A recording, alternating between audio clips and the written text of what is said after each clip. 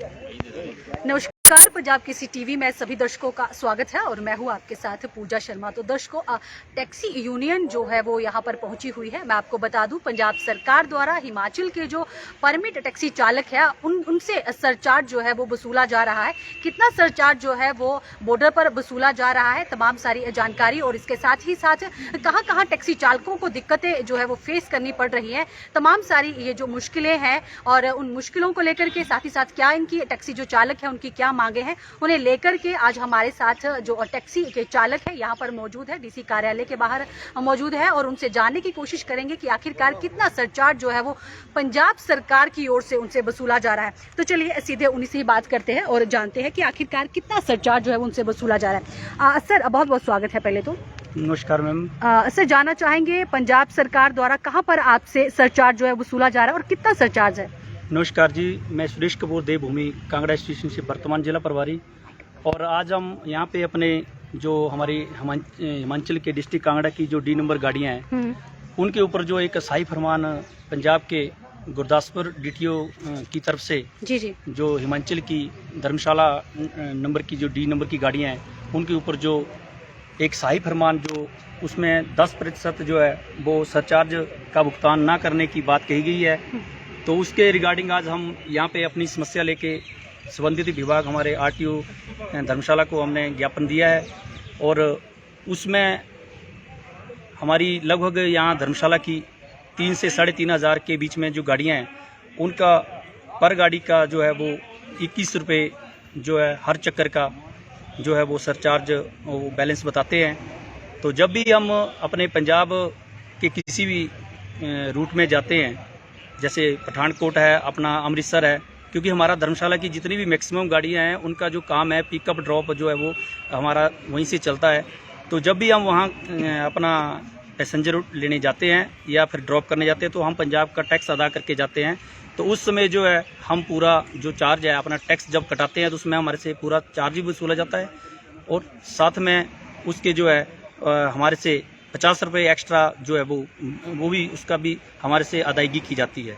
लेकिन आज हमारे लगभग 5 साल के बाद पंजाब के जो गुरदासपुर के डीटीओ हैं उनके द्वारा एक फरमान आता है कि जो मैमून कैंट में जहाँ पे हमारा टोल कटता था, क्योंकि उस समय जो ऑनलाइन सिस्टम नहीं था, तो वहाँ पे जो उनके अधिकारी बैठे हुए होते थे बूथ में, उनके द्वारा जो हमारा टैक्स पंजाब का काटा गया है तो उसमें वो बता रहे हैं कि अभी आपकी जो है वो इतनी गाड़ियाँ जो है लगभग 3,500 से ऊपर की गाड़ियाँ जो है उनका जो है वो सरचार्ज जो है उसका भुगतान जो है वो अभी बकाया बचता है।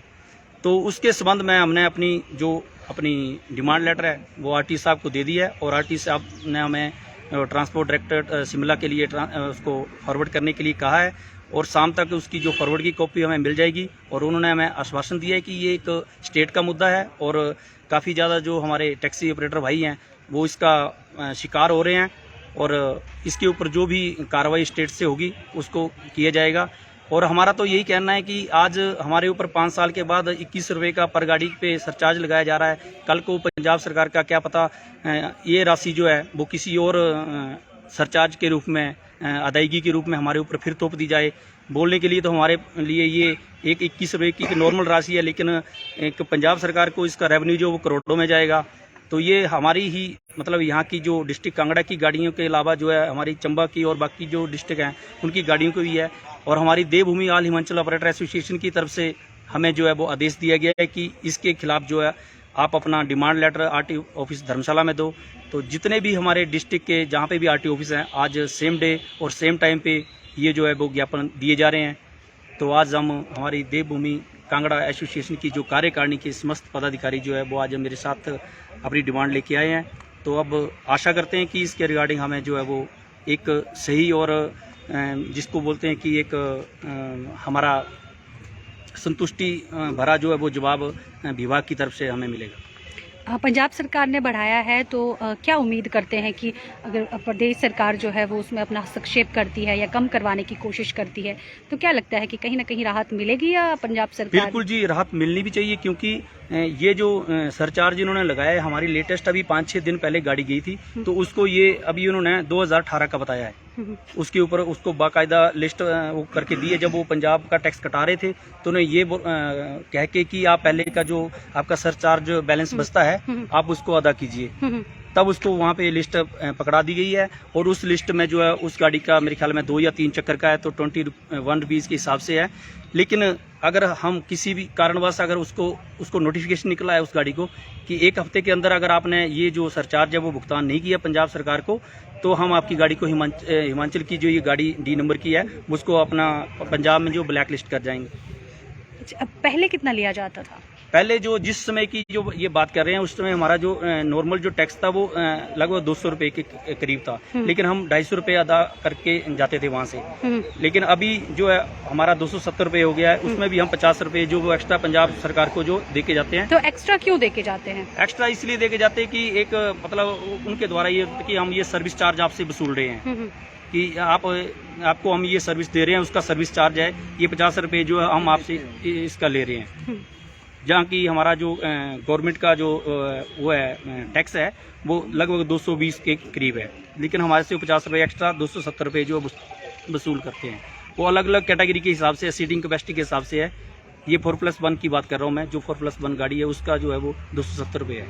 और बड़ी गाड़ियों का जैसे कि छोटी गाड़ियों का कितना? हाँ जी, जैसे 6+1 है उसका 470 रुपये जो है मेरे हिसाब से ऐसा है। और 12+1 है जैसे सीटिंग कैपेसिटी के हिसाब से है, जिसकी जितनी सीटें हैं उसके हिसाब से जो है पंजाब का टैक्स। पुराना टैक्स भी आपसे वसूल जो है वो किया जा रहा है इस हिसाब से? पुराना टैक्स नहीं इसे बोल सकते हैं, क्योंकि पुराने टैक्स का जो एक सरचार्ज जी हाँ वो बोलते हैं कि किसी कारणवश ये छूट गया था, लेकिन आज 5 साल के बाद कैसे उनको याद आई हमारा ये विभाग से इसके रिगार्डिंग जो है वो एक संतोषजनक जो है हमें उसके जवाब की जरूरत है। तो आप आरटीओ के पास गए थे, उनसे मिले हैं आप, क्या आश्वासन दिया है उन्होंने? आरटीओ साहब ने हमारे को इसके रिगार्डिंग जो है वो आश्वासन दिया है कि आपकी जो डिमांड है वो एक जायज़ है और इसके रिगार्डिंग जो है हम अपने स्टेट में ये फॉरवर्ड करेंगे डायरेक्टर ट्रांसपोर्ट को, और वहाँ से ये स्टेट का मामला है तो वहीं से ये लेटर आपका जो है वो अपना पंजाब स्टेट को जाएगा ट्रांसपोर्ट अथॉरिटी को, और वहाँ से पता करेंगे कि कैसे क्या सिस्टम है। कितना समय जो है वो दिया है, कितने समय में इसका जो है वो हल किया जाएगा? समय का ये ऐसा है मैम, जैसे जो भी कोई गाड़ी है उसमें जैसे इस टाइम जो गाड़ी जा रही है वहाँ पे, उसके बाद जैसे वो टैक्स कटा रही है तो उसके बाद उसको जो रसीद दी जा रही है वो 1 हफ्ते का समय जो है उसके अंदर अगर आपने अदायगी नहीं की तो आपकी गाड़ी जो है पंजाब के अंदर ब्लैक लिस्ट हो जाएगी। अच्छा, नहीं मैं आरटीओ कांगड़ा की बात कर रही हूँ, हिमाचल सरकार की बात कर रही हूँ। कब तक आप उम्मीद करते हैं कि इस मसले का जो है वो हल निकाला जाएगा? हमने अपनी बात जो है वो उनके समक्ष रखी है और उन्हें ये कहा है कि ये हमारा ज्वलंत मुद्दा है, क्योंकि हमारा जो अभी समर वेकेशन का जो सीजन है वो शुरू हो गया है और हमारी मैक्सिमम पिकअप ड्रॉप जो है रेलवे स्टेशन और एयरपोर्ट से होती है, जो कि अमृतसर और पठानकोट रेलवे स्टेशन है। तो हमने उनसे रिक्वेस्ट की कि इस मुद्दे को जल्दी से जल्दी सुलझाया जाए, तो उन्होंने हमें उम्मीद जताई है कि जितनी जल्दी हो सकता है हम इसको, अभी उन्होंने टाइम तो नहीं बताया लेकिन मैं अपने से वो बोल रहे हैं कि जितनी जल्दी हो सके हम कोशिश करते हैं। देखिए, टूरिस्ट सीजन शुरू हो गया है जैसे कि आपने कहा है, अगर ये हल नहीं होता है, क्योंकि ये बहुत बड़ा मुद्दा बनकर रह गया, क्योंकि टूरिस्ट सीजन भी है, टैक्सी ऑपरेटरों को ज़्यादातर यहीं से ही रोजी रोटी जो है वो चलती है। अगर समय पर हल नहीं निकलता है तो टैक्सी ऑपरेटर क्या करने वाले हैं? उसके रिगार्डिंग ऐसा है मैम कि हमारा जो है जी कि जो हमारी अपना आरटीओ विभाग है, जिसको कि हम अपना सारा कुछ पे करके जब भी हम गाड़ी रोड पे उतारते हैं, जो भी टैक्स है जो भी अदायगी होती है हमारी, वो हम आरटीओ विभाग को जो है वो पहले अदा करते हैं, उसके बाद हम अपनी गाड़ी रोड पे उतारते हैं। अगर ये हमारा आरटीओ विभाग अगर इस चीज़ को फ्रंट में नहीं रखेगा, स्टेट में नहीं रखेगा, तो हम और किसी से उम्मीद क्या करें। उसके बाद हमारा जो स्टेट एसोसिएशन निर्णय लेगी, हो सकता है कि हमारे टैक्सी ऑपरेटर जो रोड पे आ सकते हैं। पंजाब की गाड़ियां भी हिमाचल में आती हैं ऐसे, तो उनके लिए आप क्या करने वाले हैं? उनके लिए कितना सरचार्ज जो है वो रहता है? ऐसा मैम हमारा उनसे कोई लेना देने नहीं है, क्योंकि वो भी हमारे एक ऑपरेटर भाई हैं, उनका भी रोजी रोटी जो वो टैक्सी व्यवसाय से चलती है। ये तो हमारे गवर्नमेंट के साथ जो है वो एक अलग मुद्दा है गवर्नमेंट का, और ये हमारे ऊपर एक जबरदस्ती थोपा गया मुद्दा है। तो हम इसके रिगार्डिंग जो है वो अपने आरटीओ विभाग को यही कहना चाहेंगे कि जितनी जल्दी हो सके इसके लिए हमें राहत प्रदान की जाए। जी, चलिए, बहुत बहुत शुक्रिया हमारे साथ बात करने के लिए। तो दर्शकों, ये जो पंजाब सरकार द्वारा तुगलकी फरमान जो है वो जारी किया है, 10% का जो सरचार्ज है टैक्सी ऑपरेटरों पर लगाया गया है, कहीं ना कहीं इससे जो डिस्ट्रिक्ट टैक्सी चालक है कहीं ना कहीं खफा है। और आज अगर बात करें तो आज आरटीओ कांगड़ा के पास ये सभी लोग पहुंचे थे, अपनी मांग रखी है। हालांकि शिमला के लिए ये जो इनका जो एक मांग पत्र थी भेजी गई है, सरकार के पास ये भेजी गई है कि ताकि जल्द से जल्द इस मुद्दे को हल किया जाए। क्योंकि मैं आपको बता दूं जो समर सीजन है, कह लीजिए टूरिस्ट जो यहाँ पर पहुंचता है, बाहर से टूरिस्ट यहाँ पर पहुंचता है, उसी के जरिए इन टैक्सी जो ऑपरेटर है रोजी रोटी चलती है। अब ऐसे में अगर यहाँ से कोई टूरिस्ट पंजाब की तरफ जाता है तो उन्हें 10% यानी कि 270 और 470 के करीब जो है वो टैक्स जो है वो कटाना पड़ेगा। तो इसी के चलते, इस विरोध के चलते आज टैक्सी यूनियन जो है वो धर्मशाला आरटीओ कार्यालय पहुंची है। अब देखना ये होगा कि ये जो सीजन चल रहा है, टूरिस्ट सीजन है, उसके चलते रहते रहते अगर ये समस्या हल होती है तब ठीक है, अगर नहीं होती है तो टैक्सी चालकों ने एक दावा किया है कि वे सड़कों पर उतर के इसका विरोध करेंगे। फिलहाल देखना ये होगा कि सरकार और जो परिवहन विभाग है कितनी टैक्सी चालकों की आवाज को सुनता है। फिलहाल इस लाइव स्ट्रीम में इतना ही, मुझे दे इजाजत, नमस्कार।